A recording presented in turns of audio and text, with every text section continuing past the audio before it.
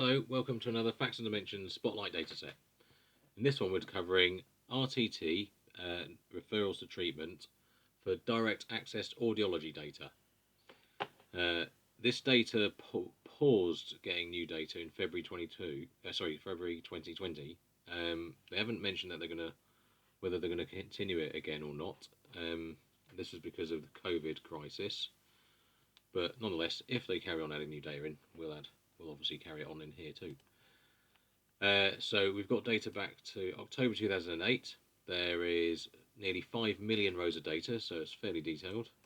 And I've just queried one of these four and this one for this demo. So you can see the data there, just by provider, numbers of weeks, number of completed pathways, and that's the breakdown of the weeks. It's 1 week length up to 52 plus, and then the unknowns. And I've also put in the provider data completeness, just to help with the data set too. So that's that. Thanks.